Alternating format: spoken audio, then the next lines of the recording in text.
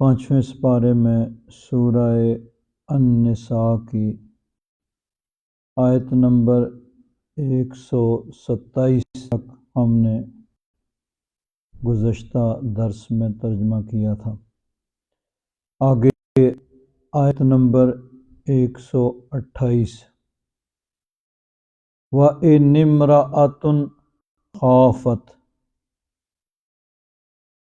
اور اگر کسی عورت کو خوف ہو، ڈر ہو، مِن بَعْلِہَا، اپنے خاوند سے، امرأۃ عورت، بعل خاوند، اپنے خاوند سے ڈر ہو، خوف ہو، نشوزاً او اعراضاً، اس کے اعراض کا یا اس سے نفرت کا، یعنی عورت کو یہ ڈر ہو کہ کسی وجہ سے اس کا خاوند اس کو پسند نہیں کرتا ہے اور اس کو خطرہ ہو کہ وہ اس کو طلاق دے دے گا، فَلَا جُنَاحَ عَلَيْهِمَا أَن يُصْلِحَا بَيْنَهُمَا صُلْحًا، تو ان دونوں پہ کوئی حرج نہیں ہے کہ وہ آپس میں کوئی صلح کر لیں، یعنی کوئی ایگریمنٹ ہو جائے صلح کا، وَالصُّلْحُ خَيْرٌ، اور صلح ہی بہتر ہے۔ اب اس کے بارے میں مفسرین کرام نے ایک روایت لکھی ہے، تقریباً تمام ہی مفسرین نے یہ روایت لکھی ہے۔ نبی کریم صلی اللہ علیہ وسلم کی وجہ تھی حضرت سودا، ان کا نام تھا۔ ماشاءاللہ جی صاحب تشریف لائیں، بسم اللہ الرحمن، جزاک اللہ۔ نبی کریم صلی اللہ علیہ وسلم نے سب سے پہلے ام المومنین حضرت خدیجۃ الکبریٰ سے نکاح کیا، جس وقت کے معتبر روایات کے مطابق نبی کریم صلی اللہ علیہ وسلم کی عمر مبارک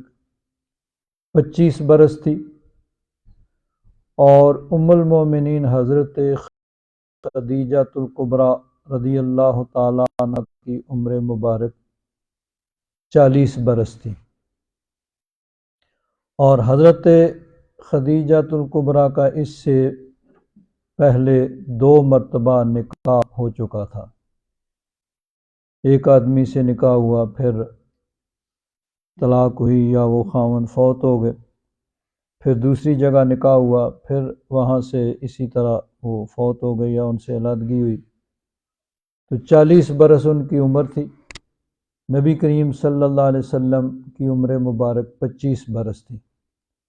تو 25 برس کی عمر میں حضور نے جو پہلا نکاح کیا وہ حضرت خدیجۃ الکبریٰ سے کیا، اور پھر تقریباً یعنی 22-23 برس، کیونکہ جس طرح روایات میں آتا ہے کہ اعلان نبوت کے 8ویں سال یا 7ویں-8ویں سال حضرت خدیجۃ الکبریٰ کا وصال ہوا، تو یہ 22-23 برس جو ہیں وہ نبی کریم صلی اللہ علیہ وسلم نے حضرت خدیجۃ الکبریٰ کے ساتھ گزارے، جس سے حضور نبی کریم صلی اللہ علیہ وسلم کی 4 بیٹیاں تھیں اور 2 یا 3 بیٹے پیدا ہوئے جو بچپن میں فوت ہو گئے تھے۔ تو جب حضرت خدیجۃ الکبریٰ کا وصال ہوا تو پھر نبی کریم صلی اللہ علیہ وسلم نے نکاح کیا، ان کا نام تھا حضرت سودا بنت زمعہ رضی اللہ تعالیٰ عنہ، ان سے حضور نے نکاح کیا، یہ بھی عمر رسیدہ تھیں۔ پھر بعد میں نبی کریم صلی اللہ علیہ وسلم نے اور نکاح کیے ہجرت کے بعد مدینہ منورہ میں، تو ان کے بارے میں حضرت سودا کے بارے میں یہ ایک روایت حضرت عبداللہ بن عباس رضی اللہ تعالیٰ عنہ ان سے مروی ہے، وہ روایت کرتے ہیں کہ عن ابن عباس رضی اللہ تعالیٰ عنہ قال خشیت سودۃ ان یطلقها رسول اللہ صلی اللہ علیہ وسلم، حضرت سودا بنت زمعہ حضور کی زوجہ، ان کو یہ خوف ہوا، یہ ڈر ہوا، خدشہ پیدا ہو گیا کہ نبی کریم صلی اللہ علیہ وسلم ان کو طلاق دے دیں گے۔ فقالت یا رسول اللہ لا تطلقنی، تو انہوں نے عرض کیا کہ یا رسول اللہ آپ مجھے طلاق نہ دیں، وجعل یومی لعائشہ، نبی کریم صلی اللہ علیہ وسلم کی چونکہ ہجرت کے بعد متعدد ازواج تھیں، جیسا کہ روایات میں ہے کہ حضور کی 9 ازواج 9 بیویاں تھیں، تو حضور ان کے لیے پھر دن مقرر کرتے تھے کہ آج فلاں کے اس طرح، یعنی سب کی باری مقرر ہوتی تھی، تو وہاں حضور قیام فرماتے تھے اس گھر میں جس کی باری ہوتی تھی۔ تو انہوں نے حضور نبی کریم صلی اللہ علیہ وسلم سے عرض کیا کہ آپ مجھے طلاق نہ دیں، تو میری باری کا دن جو ہے وہ عائشہ کے لیے، ام المومنین حضرت عائشہ کے لیے مقرر کر لیں۔ تو حضرت عبداللہ بن عباس فرماتے ہیں نازلت ہذہ الآیۃ، اس وقت یہ آیت نازل ہوئی، وَإِنِ امْرَأَةٌ خَافَتْ مِن بَعْلِهَا نُشُوزًا أَوْ إِعْرَاضًا، کہ اگر کسی عورت کو خوف ہو، ڈر ہو اپنے خاوند سے نفرت اور اعراض کا، تو ان پہ کوئی حرج نہیں ہے کہ وہ آپس میں صلح۔ قال ابن عباس فَمَا اصْطَلَحَ عَلَيْهِ مِنْ شَيْءٍ فَهُوَ جَائِزٌ، تو جس بات پر بھی وہ صلح کر لیں، چاہے وہ عورت حق مہر چھوڑ دے یا کچھ اور دے، کہ جس طرح بھی ان دونوں کے درمیان صلح ہو جائے وہ درست ہے۔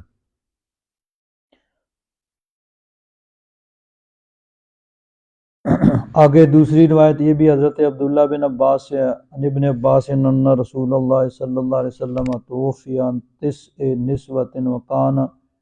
یقسم لثمان، یہ حضور کا جب انتقال ہوا تو حضور کی 9 بیویاں تھیں، تو حضور 8 کے لیے تقسیم کرتے تھے، یعنی حضرت سودا اپنی باری وہ ام المومنین حضرت عائشہ الصدیقہ رضی اللہ تعالیٰ عنہ کو ہبہ کر چکی تھی۔ اسی طرح ام المومنین حضرت عائشہ الصدیقہ رضی اللہ تعالیٰ عنہ سے بھی یہ روایت ہے، ان عائشہ قالت لما کبرت سودۃ بنت زمعۃ وہبت یومها لعائشہ، کہ ام المومنین حضرت سودا بنت زمعہ جب وہ عمر رسیدہ ہو گئیں، بوڑھی ہو گئیں، تو انہوں نے اپنی باری کا دن ام المومنین حضرت عائشہ کو ہبہ کر دیا کہ ٹھیک ہے میری باری کے دن آپ وہاں قیام فرمائیں۔ فقال النبی صلی اللہ علیہ وسلم یقسم لها بیوم سودۃ، ام المومنین حضرت عائشہ الصدیقہ رضی اللہ تعالیٰ عنہ فرماتی ہیں کہ حضور پھر حضرت سودا کی باری کا دن بھی وہ ان کے لیے تقسیم فرماتے تھے۔ اب یہ اس روایت کی بنا پہ بعض لوگ جو ہیں وہ نبی کریم صلی اللہ علیہ وسلم پر اعتراض کرتے ہیں کہ آپ کی بیوی حضرت سودا جب کہ بوڑھی ہو گئیں تو آپ نے ان کو طلاق دینے کا ارادہ کیا، تو اس پہ اعتراض کرتے ہیں کہ پہلے تو وہ حضور کے پاس رہیں، جب بوڑھی ہو گئیں تو حضور نے ان کو طلاق دینے کا ارادہ کر لیا۔ اب اس زمانے میں اگر دیکھا جائے تو یہ چیز عام تھی کہ اگر کوئی عورت عمر رسیدہ ہو جاتی تو آدمی اس کو طلاق دے دیتا، اس کی جگہ کسی اور یعنی نوجوان عورت سے وہ نکاح کر لیتا، یہ اس معاشرے میں عام تھا۔ لیکن یہ کسی روایت میں نہیں ہے کہ نبی کریم صلی اللہ علیہ وسلم نے کچھ اس طرح کی بات کی ہو یا کہیں اس بات کا اظہار کیا ہو یا حضور کے کسی عمل سے اس بات کا اظہار ہوا ہو کہ حضور ان کو طلاق دینا چاہتے ہیں۔ یہ ہے کہ ان کو حضرت سودا کو خود ہی یہ خطرہ پیدا ہوا، خشیت سودۃ ان یطلقها رسول اللہ صلی اللہ علیہ وسلم، ان کو یہ خطرہ پیدا ہوا کہ چونکہ وہ عمر رسیدہ ہو چکی تھیں تو ان کو یہ خطرہ پیدا ہو گیا کہ کہیں نبی کریم صلی اللہ علیہ وسلم ان کو طلاق نہ دے دیں، تو خود ہی انہوں نے یہ عرض کیا۔ نبی کریم صلی اللہ علیہ وسلم نے تو نہ یہ بات کہی ہے اور نہ ہی حضور نبی کریم صلی اللہ علیہ وسلم کے کسی عمل سے یہ بات ظاہر ہوئی ہے۔ تو حضرت سودا کو جو خطرہ پیدا ہوا، چونکہ اس زمانے میں اکثر ایسے ہوتا تھا، تو اس لیے ان کو یہ خدشہ پیدا ہوا، تو انہوں نے نبی کریم صلی اللہ علیہ وسلم سے عرض کی، اور اس زمانے میں یہ عام تھا۔ ام المومنین حضرت عائشہ صدیقہ رضی اللہ تعالیٰ عنہ،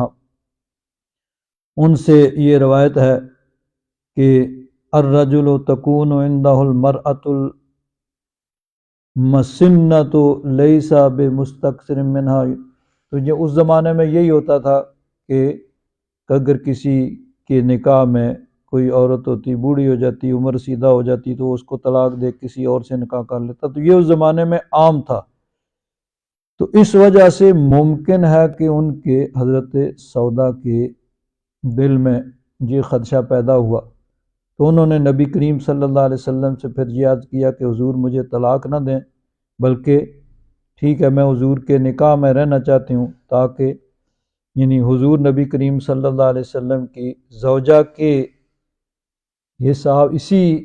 یعنی حیثیت میں اللہ تبارک و تعالیٰ کی بارگاہ میں پیش ہوں۔ تو اس لیے انہوں نے اپنی باری ام المومنین حضرت عائشہ صدیقہ رضی اللہ تعالیٰ عنہ کو ہبہ کر دی کہ ٹھیک ہے ان کو دے دیں، لیکن وہ حضور نبی کریم صلی اللہ علیہ وسلم کے نکاح میں رہنا چاہتی تھی۔ تو بہرحال یہ چیز یعنی اس روایت کو لکھا گیا ہے، لیکن اس پہ جو اعتراض ہوتا ہے وہ درست نہیں ہے کہ نبی کریم صلی اللہ علیہ وسلم نے نہ تو یہ کہا اور نہ حضور کے کسی عمل سے یہ بات ظاہر ہوئی، خود ہی حضرت سودا کو یہ یعنی خدشہ پیدا ہوا، تو انہوں نے خود ہی یہ بات کی اور نبی کریم صلی اللہ علیہ وسلم نے ان کی اس بات کو مان لیا۔ لیکن یہ نہیں ہے کہ حضور نبی کریم صلی اللہ علیہ وسلم نے کہیں کہا ہو یا حضور کے کسی عمل سے یہ ظاہر ہوا کہ حضور ان کو طلاق دے دیں گے، اس زمانے کی روٹین کو دیکھتے ہوئے ان کے دل میں یہ خدشہ پیدا ہوا تھا۔ تو بہرحال اللہ تبارک و تعالیٰ نے فرمایا کہ اگر وہ آپس میں کسی بھی بات پہ صلح کر لیں تو یہ اس میں کوئی حرج نہیں ہے، وَالصُّلْحُ خیر، اور صلح ہی بہتر ہے۔ اب چونکہ یہ خاص طور پر میاں بیوی کے آپس میں جو یعنی تعلقات معاملات ہیں اس کے متعلق یہ آیت نازل ہوئی ہے کہ بیوی اگر اس کو کچھ دے اور صلح کر لے۔ ویسے آج کے دور میں اگر دیکھا جائے، چاہے یورپ ہو چاہے پاکستان ہو، آج کل معاملہ الٹ ہو گیا ہے کہ آج کل مردوں کو کچھ نہ کچھ دے کے بیوی کو اپنے پاس رکھنا پڑے گا، کیونکہ قانون جو ہے چاہے یورپ کا ہو چاہے پاکستان کا ہو وہ عورتوں کو فیور کرتا ہے۔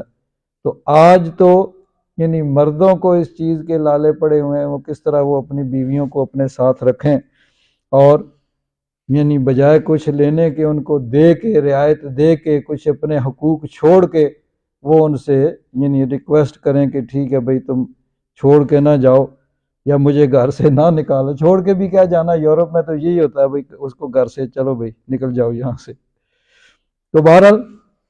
وَالصُّلْحُ خیر، صلح بہتر ہے۔ تو لیکن یہ یعنی امام قاضی ثناء اللہ پانی پتی رحمۃ اللہ تعالیٰ علیہ نے فرمایا بھی کسی بھی معاملات میں جب دو آدمیوں کے درمیان کوئی جھگڑا ہو تو جس بات پہ وہ صلح کر لیں وہ درست ہوگی۔ مثلا ایک آدمی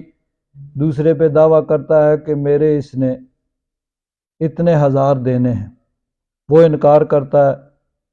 تو بجائے اس کے کہ وہ عدالتی کاروائی ہو، وہ آپس میں ایگریمنٹ کر لیں، بھائی ٹھیک ہے اس نے کہا 10,000 دینے تو دونوں کو آپس میں 5,000 پہ ہو جائے، بھائی ٹھیک ہے 5,000 لے لو، تو یہ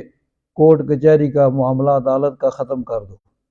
تو اس طرح درست ہے کہ ٹھیک ہے بھائی کسی بھی بات پہ ان کی آپس میں صلح ہو جائے تو وہ درست ہے۔ لیکن اس میں یہ ہے کہ اگر کوئی آدمی ناجائز جانتا ہے کہ کسی کا مال میں ناجائز لے رہا ہوں، تو اس کے لیے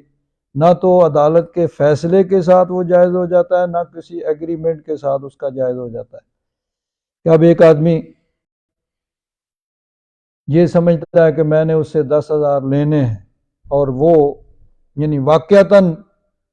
اس کا حق بنتا ہے، تو اب اگر وہ عدالت میں جاتا ہے اور ان کا آپس میں 5,000 پہ وہ صلح ہوتی ہے، تو اس طرح درست ہوگی کہ خود اس نے اپنا حق جو ہے وہ چھوڑ دیا ہے۔ لیکن اگر وہ بلا وجہ اس پہ دعویٰ کرتا ہے اور دوسرا آدمی جو ہے وہ کورٹ کچہری کے معاملات سے بچنے کے لیے کہتا ہے بھائی ٹھیک ہے 5,000 لے لو اور یہ ختم کر دو مقدمہ، تو اس صورت میں لینے والا گناہ گار ہوگا جب اس کو معلوم ہے کہ اس کا حق نہیں بنتا ہے، تو اس نے بلا وجہ اس پہ دعویٰ کیا تھا اور دوسرا جو ہے وہ دعوے سے بچنے کے لیے اس کو دے رہا ہے، تو دینے والا تو گناہ گار نہیں ہوگا، لیکن لینے والا جو ہے وہ اس ایگریمنٹ کے باوجود یا اگر کورٹ نے کسی وجہ سے اس نے ثابت کر دیا اور اس نے فیصلہ کر دیا تو پھر بھی اس کے لیے وہ جائز نہیں ہوگا جب اس کو معلوم ہے کہ اس کا حق نہیں ہے۔ تو بہرحال فرمایا والصلح خیر، اور صلح ہی بہتر ہے، وَأُحْضِرَتِ الْأَنفُسُ الشُّحَّ، اور نفسوں میں بخل جو ہے وہ ڈال دیا گیا۔ اعلیٰ حضرت نے ترجمہ کیا ہے کہ دل لالچ کے پھندے میں ہے، یعنی یہ انسان کی فطرت ہے کہ انسان کے دل میں لالچ ہوتی ہے اور وہ اپنے حقوق پورے لینا چاہتا ہے، بلکہ حقوق سے بڑھ کے لینا چاہتا ہے، اور دوسروں کے حقوق وہ کم دینا پڑتا ہے۔ یہ انسان کی ایک فطرت ہے، ہر آدمی چاہتا ہے کہ میرا حق پورا ملے اور دوسرے کے حق میں وہ کوتاہی کرتا ہے۔ تو احضرت الانفس الشح، دل میں لالچ ڈال دی گئی ہے، تو ہر آدمی اپنا حق پورا لینا چاہتا ہے، لیکن ظاہر بات ہے کہ جب صلح ہوگی تو صلح کے لیے پھر درمیانی رستہ اختیار کرنا پڑے گا۔ ایک آدمی کا دعویٰ میرا اتنا حق ہے، ایک کا اتنا حق ہے، تو دونوں کا جو وہ تو نہیں ہو سکتا، تو ظاہر بات ہے دونوں کو کچھ نہ کچھ حق چھوڑنا پڑے گا، تب درمیانی رستہ اختیار کرنا پڑے گا۔ وَإِن تُحْسِنُوا وَتَتَّقُوا، اور اگر تم احسان کرو اور بچو، تقوی اختیار کرو، فَإِنَّ اللَّهَ كَانَ بِمَا تَعْمَلُونَ خَبِيرًا، بے شک اللہ تبارک و تعالی وہ تمہارے کاموں سے خبردار ہے۔ وَلَن تَسْتَطِيعُوا أَن تَعْدِلُوا بَيْنَ النِّسَاءِ، اور تم ہرگز نہیں کر سکتے کہ عدل کرو عورتوں کے درمیان، وَلَوْ حَرَصْتُمْ، چاہے تمہیں کتنی ہی اس کی خواہش ہو، تم اس کے حریص ہو عدل کرنے کی۔ اب یہ ہے کہ اگر کسی کے نکاح میں ایک سے زیادہ بیویاں ہوں تو اس کے لیے ان کے درمیان عدل اور انصاف کرنا وہ ضروری ہے۔ یہ درست ہے کہ شریعت نے مرد کو اجازت دی ہے کہ وہ 2، 3 یا 4 تک بیویاں ایک وقت میں اپنے نکاح میں رکھ سکتا ہے، لیکن اس صورت میں عدل و انصاف کا حکم دیا گیا کہ ان کے درمیان عدل و انصاف کرے۔ اب ایک ہوتا ہے ظاہری اور جو اس کے اختیار میں ہوتا ہے، اور ایک ہوتا ہے قلبی دلی میلان، وہ انسان کے اختیار میں نہیں ہوتا ہے۔ تو اللہ تبارک و تعالیٰ نے فرمایا وَلَن تَسْتَطِيعُوا أَن تَعْدِلُوا بَيْنَ النِّسَاءِ، تم عورتوں میں عدل نہیں کر سکو گے، وَلَوْ حَرَصْتُمْ، چاہے تمہیں اس کی کتنی بھی خواہش ہو، فَلَا تَمِيلُوا كُلَّ الْمَيْلِ، تو بالکل ایک کی طرف نہ جھک جاؤ، فَتَذَرُوهَا كَالْمُعَلَّقَةِ، دوسری کو معلق چھوڑ دو، یعنی نہ تو اس کے حقوق ادا کرو اور نہ ہی اس کو طلاق دے کے اس کو فارغ کرو. یعنی دو ہی صورتیں ہیں، یا تو یہ ہے کہ اس کے پورے حقوق ادا کیے جائیں، یا یہ ہے کہ اس کو طلاق دے کے فارغ کیا جائے تاکہ اگر وہ چاہے تو کہیں اور نکاح کر لے. تو معلق درمیان میں لٹکی ہوئی مطلب یہ ہے کہ وہ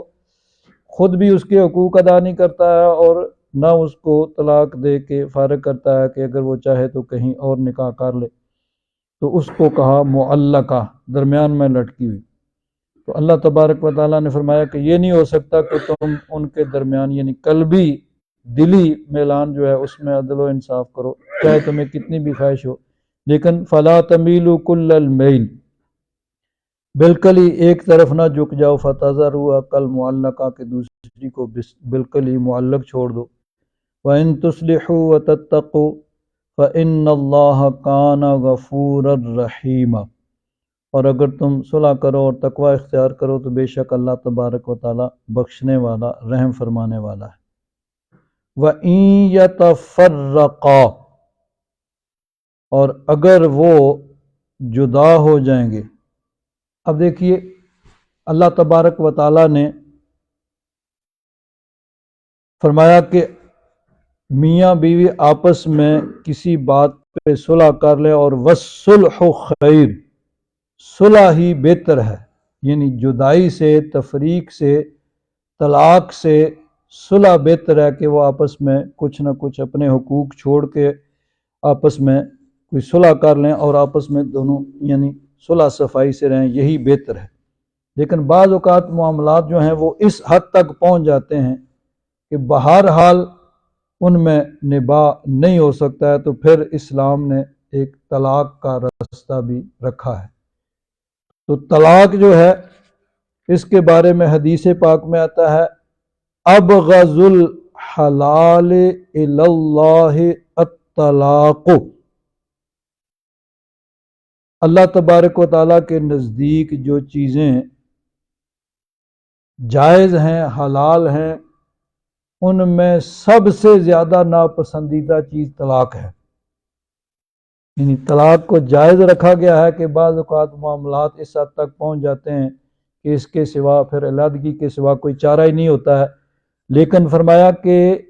حلال کاموں میں سب سے زیادہ ناپسندیدہ چیز جو اللہ تبارک و تعالیٰ کے نزدیک ہے وہ طلاق ہے. تو پہلے تو یہ فرمایا کہ صلح ہی بہتر ہے، وہ صلح آپس میں کر لیں. لیکن اگر معاملات یہاں تک پہنچ جائیں کہ بہرحال ان کا نباہ نہیں ہو سکتا تو پھر اسلام نے یہ رستہ بھی رکھا ہے. تو فرمایا وَإِن يَتَفَرَّقَا، اگر وہ دونوں جدا ہو جائیں گے، یغنِ اللہ کلا من سعتہ، اللہ تبارک و تعالی دونوں کو وہ غنی کر دے گا اپنے فضل سے، اپنی وسعت سے. وَقَانَ اللَّهُ وَاسِعًا حَكِيمًا، اللہ تبارک و تعالی وسعت والا، حکمت والا ہے. تو اب یہ ہے کہ اگر معاملات یہاں تک پہنچ جائیں کہ ان میں کسی طریقے سے صلح اور نباہ کا کوئی رستہ نہیں ہے تو پھر ظاہر بات ہے کہ علیحدگی ہوگی، اور فرمایا کہ اللہ تبارک و تعالی دونوں کو ایک دوسرے سے غنی کر دے گا. یعنی اللہ تبارک و تعالیٰ ایسے اسباب پیدا فرمائے گا کہ عورت کے لیے کوئی اور بہتر رشتہ آ جائے گا، مرد کے لیے کوئی اور رشتہ مل جائے گا.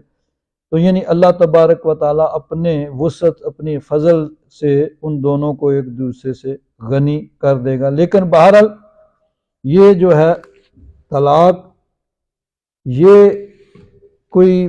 یعنی پسندیدہ چیز نہیں ہے، خوشگوار چیز نہیں ہے، بلکہ یہ اللہ تبارک و تعالیٰ کے نزدیک سب سے زیادہ ناپسندیدہ چیز ہے کہ جس کو جائز قرار دیا گیا ہے. اب دیکھیے طلاق کو اسلام نے جو جائز رکھا ہے تو اسی وجہ سے رکھا ہے کہ بعض اوقات یعنی آپس میں ان کے ایسے ذہن میں بالکل آپس میں ذہن ان کے نہیں ملتے، یا کوئی اتنی دوری پیدا ہو جاتی ہے کہ پھر اس کے نباہ کی کوئی صورت نہیں ہوتی ہے. تو اس صورت میں یعنی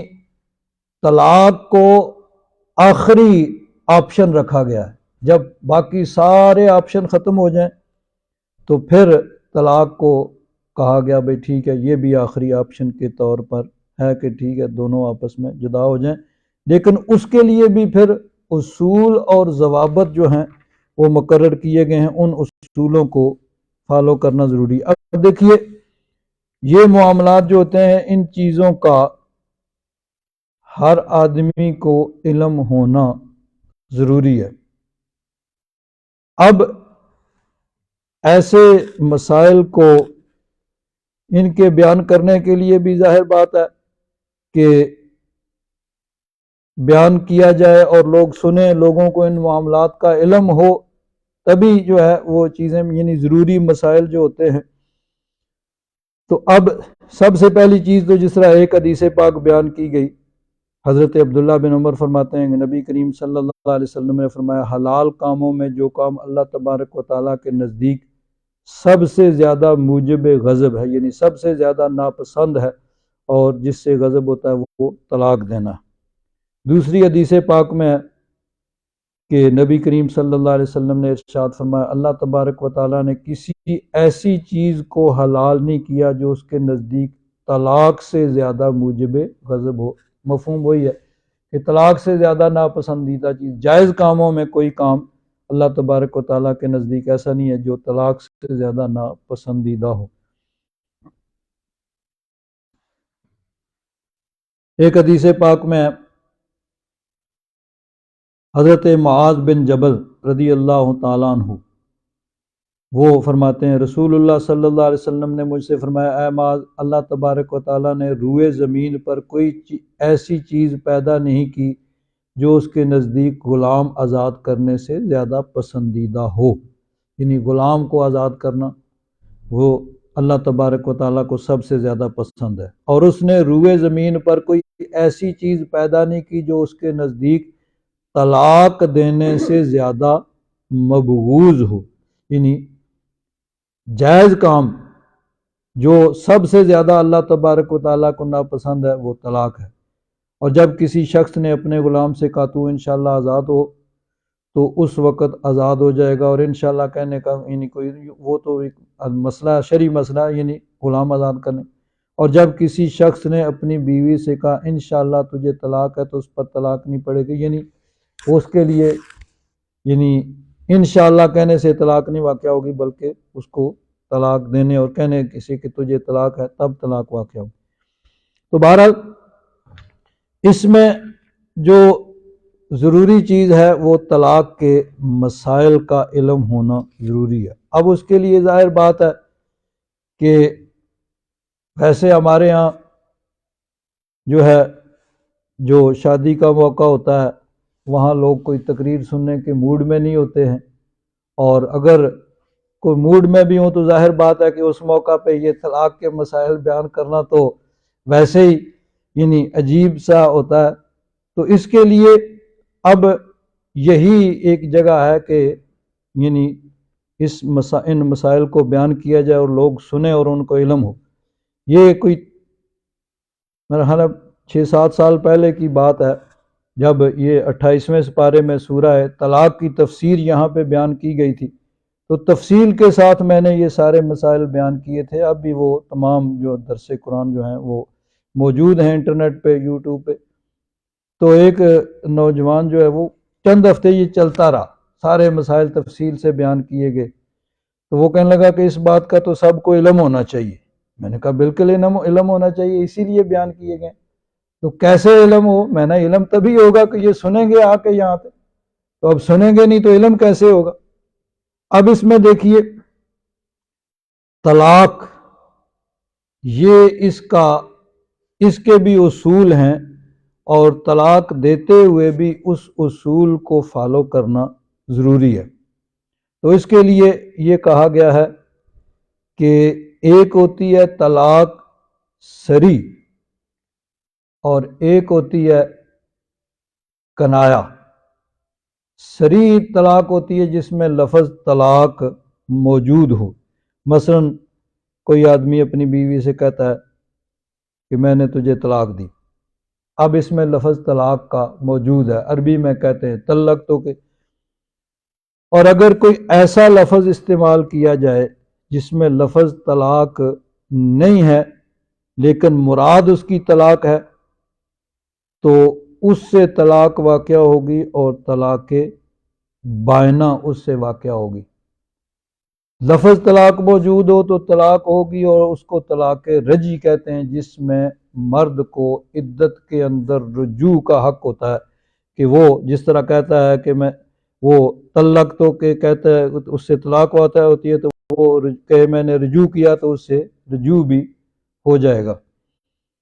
لیکن اگر ایسا لفظ استعمال کیا کہ جس میں لفظ طلاق نہیں ہے لیکن مراد اس کی طلاق ہے تو اس سے طلاق بائنہ واقع ہوگی، یعنی اس سے نکاح اسی وقت ختم ہو جائے گا، اس میں اب رجوع کا حق نہیں ہوتا ہے۔ جیسے غصے میں اس کو کہا کہ تو نکل جا یہاں سے، مراد یہ ہے کہ میں نے طلاق دی، اب لفظ طلاق کا نہیں ہے لیکن اس نیت سے اس کو کہا کہ میں تجھے طلاق دیتا ہوں، اس کو کہا نکل جا یہاں سے، اب اس سے طلاق واقع ہوگی اور طلاق بائنہ واقع ہوگی کہ نکاح ختم ہو جائے گا۔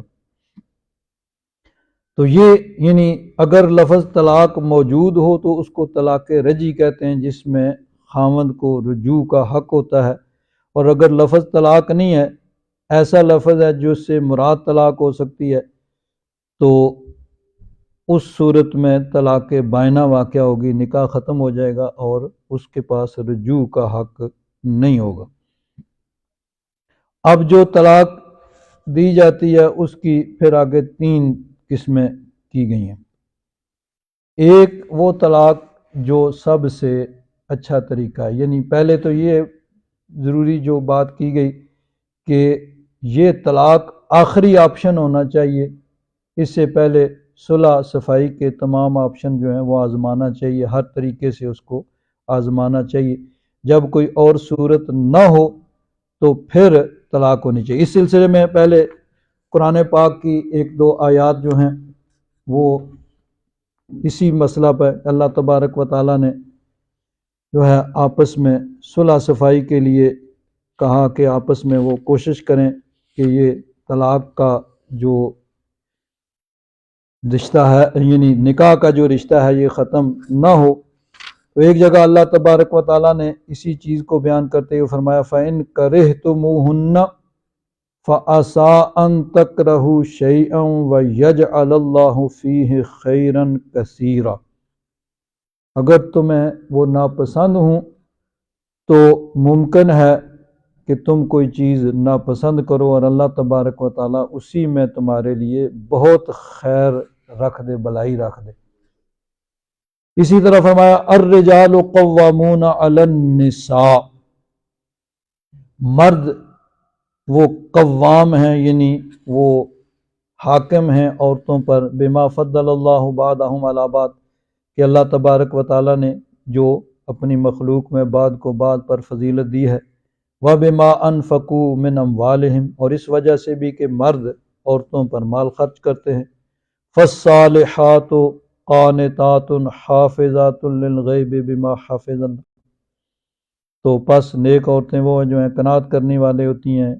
اور اپنی پاک دامنی کی حفاظت کرنے والی ہوتی ہیں خاوند کی غیر موجودگی میں، اللہ تبارک و تعالیٰ نے جس طرح حفاظت کا حکم دیا۔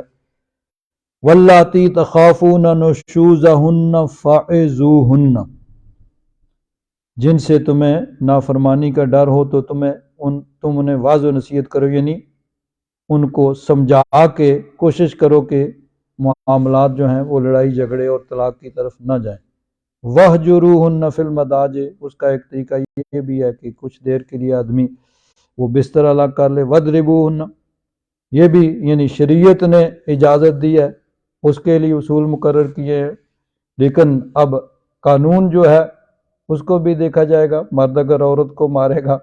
تو شریعت نے تو کسی حد تک اجازت دی ہے، لیکن موجودہ قانون جو ہے وہ اس بارے میں بڑا سخت ہے، تو ان چیزوں کو مد نظر انسان کو رکھنا پڑے گا۔ فَإِنْ أَطَعْنَكُمْ فَلَا تَبْغُوا عَلَيْهِنَّ سَبِيلًا، پھر اگر وہ تمہاری بات مان لیں تو تم ان پر یعنی ان کو مارنے یا ان کو تنگ کرنے کا کوئی رستہ نہ ڈھونڈو۔ إِنَّ اللَّهَ كَانَ عَلِيًّا كَبِيرًا، بے شک اللہ تبارک و تعالیٰ بلند شان والا۔ وَإِنْ خِفْتُمْ شِقَاقَ بَيْنِهِمَا، اب یعنی خاندان والوں کو مخاطب کر کے کہا جائے کہ اگر تمہیں ان میں علادگی کا خطرہ ہو، میاں بیوی کے حالات اس حد تک پہنچ چکے ہیں کہ طلاق تک نوبت پہنچ جائے گی، فَابْعَثُوا حَكَمًا مِّنْ أَهْلِهِ وَحَكَمًا مِّنْ أَهْلِهَا، تو ایک حکم یعنی ایک پنچ، ایک منصف وہ مرد والوں کی طرف سے ہو اور ایک عورت والوں، یعنی دونوں طرف سے ایک کوئی سمجھدار عقل مند آدمی ایک ایک مقرر کریں، تو وہ آپس میں بیٹھ کے گفتگو کریں، بات چیت کریں۔ ان یریدا اصلاحا یوفق اللہ بینہما، اگر وہ دونوں اصلاح چاہیں گے تو اللہ تبارک و تعالیٰ بھی اس میں یعنی اصلاح پیدا فرما دے گا، توفیق دے دے گا۔ ان اللہ کان علیما خبیرا، بے شک اللہ تبارک و تعالیٰ وہ علم والا خبردار۔ یعنی بہر صورت یہ کوشش کی جاتی ہے اور کوشش ہونی چاہیے کہ یہ نکاح کا رشتہ جو ہے وہ ختم نہ ہو، لیکن بہرحال اگر حالات اس حد تک پہنچ جائیں کہ صلح کی کوئی صورت نہیں ہے تو پھر آخری آپشن جو ہے طلاق ہے۔ لیکن طلاق کے لیے بھی اب اصول مقرر کیے گئے ہیں کہ طلاق دینے کا بھی کیا طریقہ ہے۔ طلاق جب دے گا تو طلاق تو بہرحال ہو جائے گی، بعض اوقات یہ ہے کہ جو اچھا شریعت میں پسندیدہ طریقہ مقرر کیا گیا ہے کہ اگر طلاق دینا ہی چاہتا ہے تو اس طریقے سے طلاق دے، ایک ہے جو بہتر ہے، ایک ہے اس کو احسن کہا گیا، ایک ہے جو جائز ہے حسن کہا گیا، اور ایک ہے طلاق بدعی یعنی ایسا طلاق دینے کا ایسا طریقہ کہ جو ناجائز ہے، طلاق دینے والا اس طرح گناہ گار بھی ہوگا لیکن طلاق بہرحال واقع ہو جائے گی۔ اب طلاق احسن کیا ہے کہ صرف ایک طلاق دی جائے اور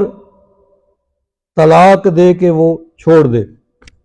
جب عورت کی عدت ختم ہو جائے گی تو وہ اب آزاد ہوگی، کہیں اور نکاح کرنا چاہے تو کر سکتی ہے۔ اب اس کا فائدہ کیا ہوگا؟ ایک طلاق دی ہے، عدت کے اندر وہ رجوع کر سکتا ہے، رجوع کا مرد کو حق ہے، اور اگر رجوع نہیں کیا ہے تو پھر عدت گزرنے کے بعد عورت کو اجازت ہے کہ کہیں اور نکاح کر سکتی ہے۔ اگر وہ دونوں عدت کے بعد بھی جب کہ وہ بائنہ ہوگی، نکاح ختم ہو گیا، تو دونوں اگر ایگری ہوں گے تو پھر ان کا دوبارہ نکاح ہو سکے گا، چاہے وہ سال گزر جائے، 2 سال گزر جائیں، 10 سال گزر جائیں، کیونکہ ایک طلاق اس نے دی ہے۔ تو اس صورت میں یہ ہے کہ ان کا نکاح دوبارہ ہو سکتا ہے۔ اور جو اس سے کم درجہ ہے لیکن جائز ہے وہ یہ ہے کہ ایک طلاق دے۔ اس میں یہ بھی ہے کہ طلاق کے لیے جو شریعت نے وقت مقرر کیا، کیونکہ فرمایا یا ایھا النبی اذا طلقتم النساء فطلقوہن لعدتہن، کہ اگر طلاق کسی نے دینی ہے تو وہ اس وقت میں طلاق دے جو اس کی عدت کا وقت ہے۔ تو شریعت نے جو وقت مقرر کیا ہے طلاق کا، عورت کو ایسی حالت میں طلاق دی جائے جب کہ وہ پاک ہوتی ہے، جس پیریڈ میں، جس وقت میں اس نے نماز وغیرہ پڑھنی ہوتی ہے، طہارت کی حالت میں، اس حالت میں طلاق دی جائے۔ حالت حیض میں طلاق دینا گناہ ہے، حرام ہے، لیکن طلاق بہرحال واقع ہو جاتی ہے۔ تو ایسی حالت میں یعنی پاکیزگی کی حالت میں اس کو ایک طلاق دی جائے اور چھوڑ دیا جائے، یہ احسن۔ لیکن ایک پاکیزگی کی حالت میں ایک طلاق دی جائے، پھر اس کے بعد حیض ہے، پھر اگلی پاکیزگی کی حالت میں دوسری طلاق دی جائے، پھر تیسرے مہینے تیسری طلاق دی جائے، تو یہ جائز ہے۔ یعنی اس طرح تینوں طلاقیں ہو جائیں گی، نتیجہ اس کا بھی یہی ہوگا کہ عدت ختم ہوگی تو وہ کسی اور سے نکاح اگر کرنا چاہے تو کر سکتی ہے۔ لیکن اس صورت میں چونکہ تینوں طلاقیں ہو چکی ہیں، اب اگر دوبارہ وہ کسی وقت نکاح کرنا چاہیں تو ان کا نکاح نہیں ہو سکتا۔ اس کا جو شریعت نے جو اصول مقرر کیا ہے کہ وہ عورت کسی اور سے نکاح کرے، اور نکاح بھی اس نیت سے نہیں کہ وہ پہلے خاوند کے پاس واپس جانا، بلکہ صحیح نکاح کرے اور وہاں اس کے پاس رہے، پھر اگر وہاں گزارا نہ ہو تو وہاں سے طلاق ہو، پھر عدت گزرے، پھر وہ پہلے کے ساتھ اس کا نکاح جو ہے وہ جائز ہوتا ہے۔ لیکن پہلا جو شریعت نے طریقہ مقرر کیا کہ ایک طلاق دے کے چھوڑ دے، تو اس صورت میں وہ جتنا بھی عرصہ گزر جائے اس کی وہ بہرحال جو ہے وہ دوبارہ نکاح ہو سکتا ہے، تو اس لیے اس کو احسن کہا گیا۔ اب آ جاتا ہے وہ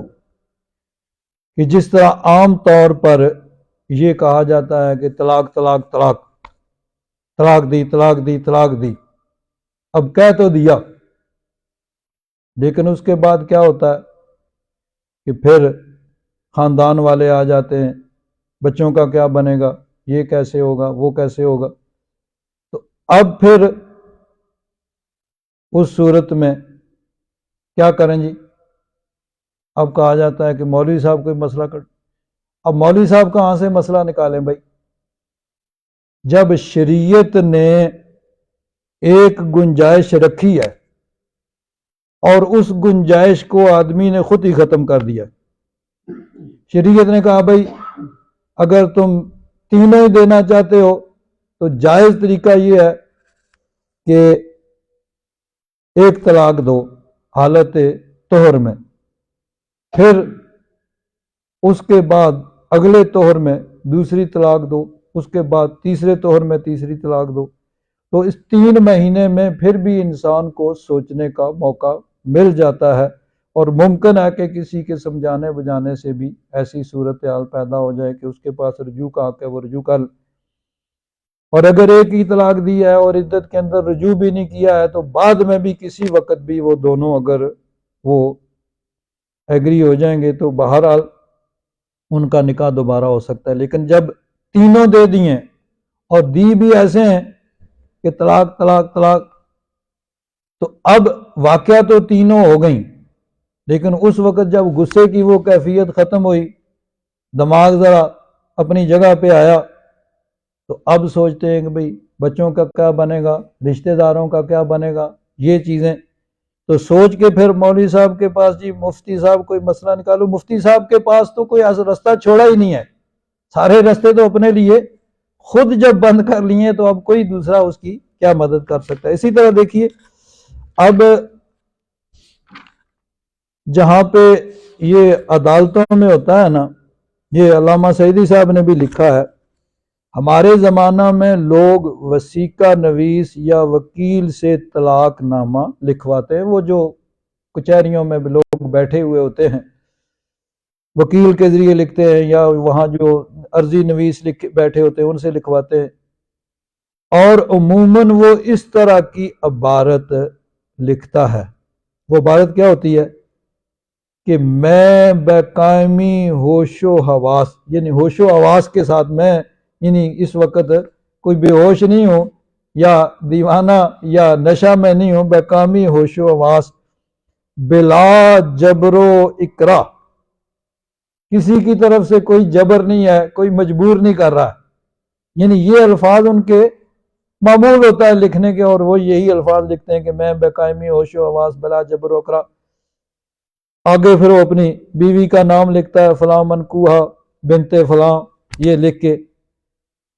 تو آگے وہ لکھتے ہیں اس کو 3 طلاق دے کر اپنے اوپر حرام کرتا ہوں اور اپنے نکاح سے خارج کرتا ہوں،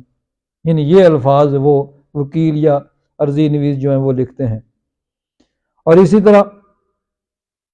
کہتے ہیں کہ بعض لکھتے ہیں کہ میں اپنی منکوہا، یعنی یہ الفاظ وہاں طلاق ثلاثہ مثلثہ مغلظہ، یعنی یہ الفاظ ان کا معمول ہوتا ہے لکھنے کا، تو دیکھ کر اپنے آرام کرتا ہوں، اور شوہر اس پہ دستخط کر دیتا ہے۔ اس طلاق کے بعد رجوع کی کوئی گنجائش نہیں رہتی۔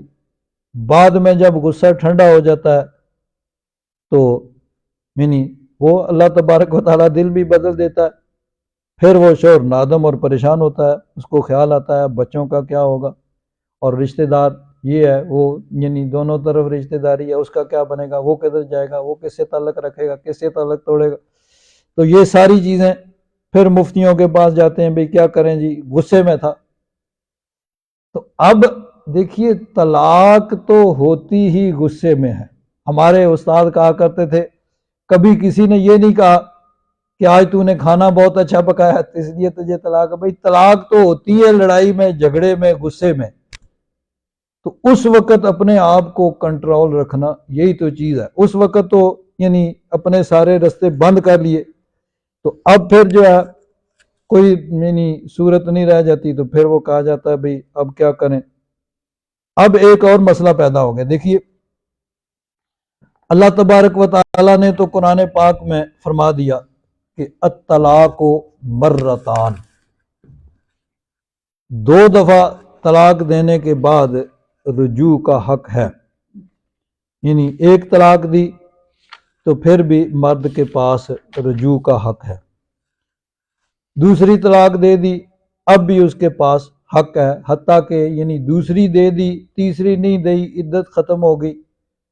تو اب بھی رجوع کا حق ہے. اب یہ دیکھیے ایک دے دی یا 2 دے دی وہ قائم ہیں، اب اس کے پاس ایک کا حق رہ گیا ہے. چاہے وہ یعنی عدت کے اندر رجوع کر لے یا عدت گزرنے کے بعد اگر دوبارہ ان کا نکاح بھی ہوا ہے اسی حالت میں تو پھر بھی وہ 1 یا 2 جو دی تھیں وہ قائم ہے. اب اس کے پاس باقی ماندہ جو ہیں 1 یا 2 کا حق ہے. لیکن اگر آگے فرمایا فَإِن طَلَّقَهَا، اگر اس نے تیسری طلاق بھی دے دی ہے فَلَا تَحِلُّ لَهُ مِن بَعْدُ حَتَّى تَنكِحَ زَوْجًا غَيْرَهُ، پھر وہ اس کے لیے حلال نہیں ہوگی حتیٰ کہ وہ دوسرے مرد کے ساتھ نکاح کرے، اس کے ساتھ رہے. فَإِن طَلَّقَهَا، پھر اگر وہاں بھی گزارا نہیں ہوا اور اس نے طلاق دے دی تو پھر عدت گزرنے کے بعد فلا جناح علیہما ان یتراجعا ان ظنا ان یقیما حدود اللہ، تو پھر ان میں کوئی حرج نہیں ہے کہ وہ اگر یہ سمجھتے ہیں کہ حدود کو، اللہ کی حدود کو قائم رکھ سکتے ہیں تو وہ آپس میں دوبارہ نکاح کریں.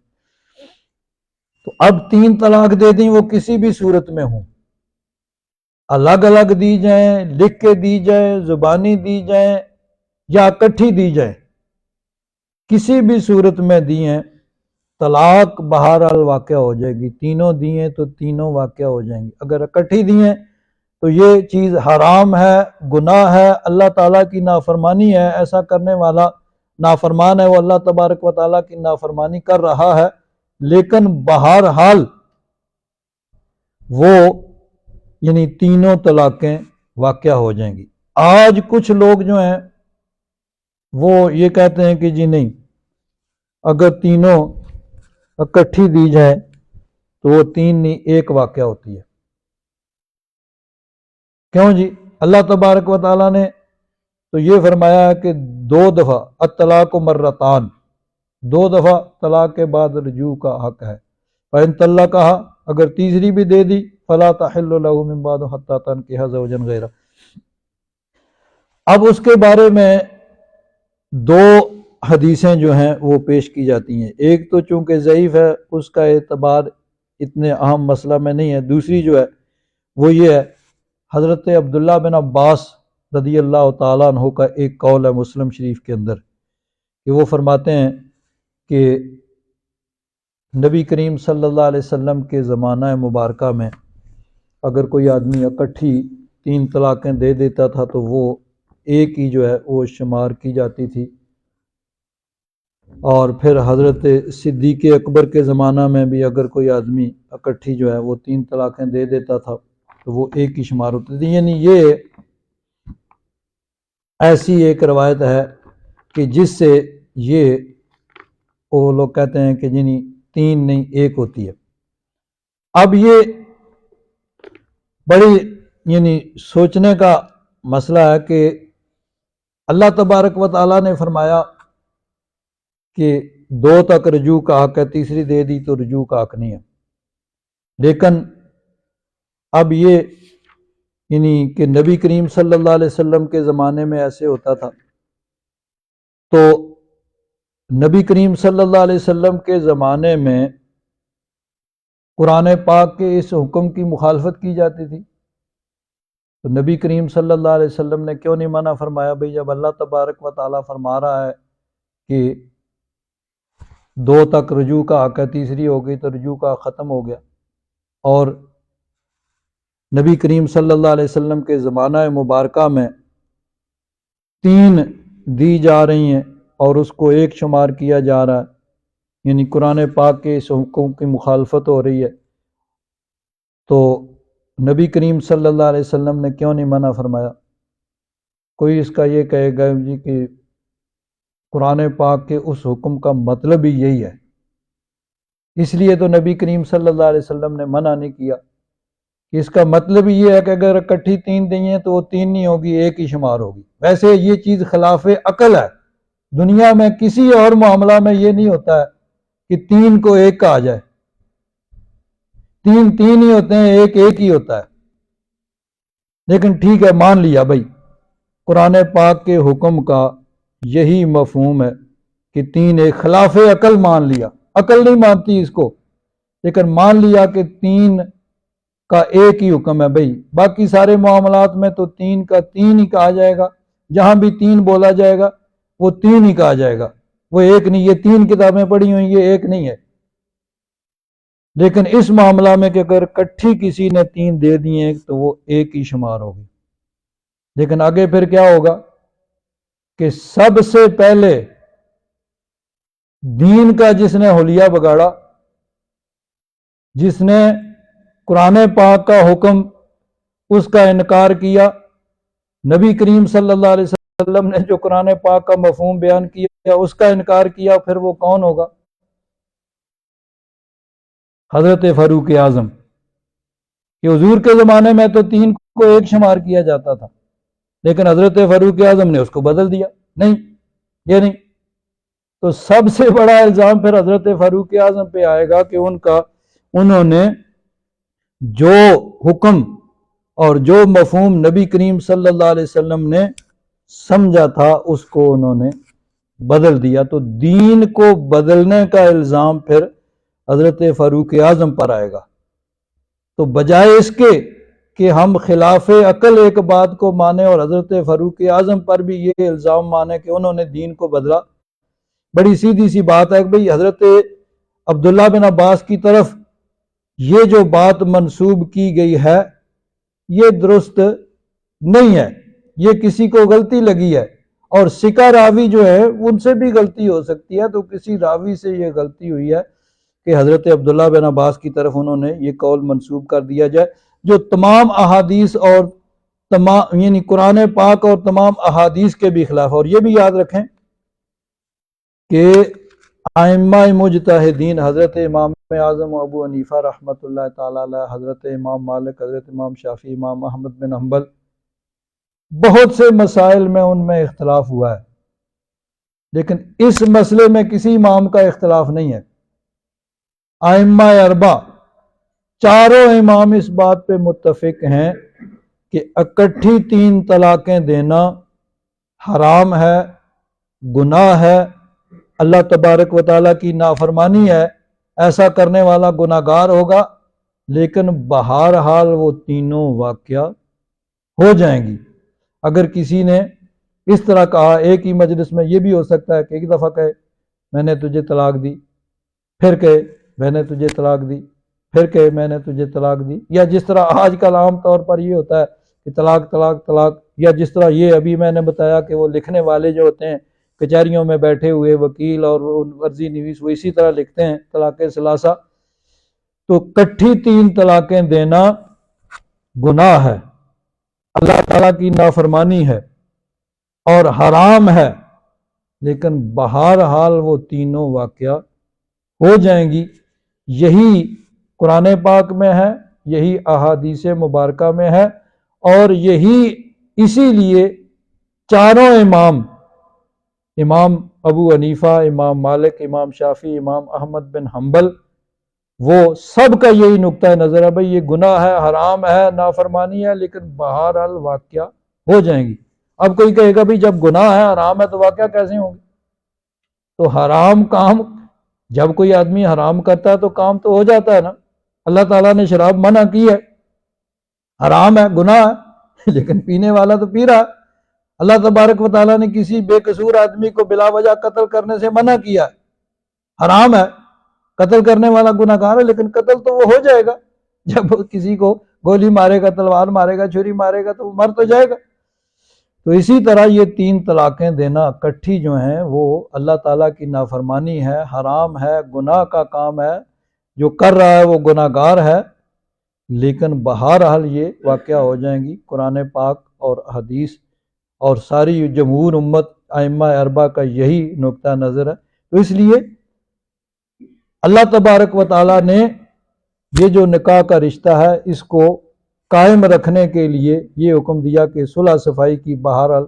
اپنی مقدور بر کوشش کی جائے، جتنا ہو سکے اس کو قائم رکھنے کی کوشش کی جائے،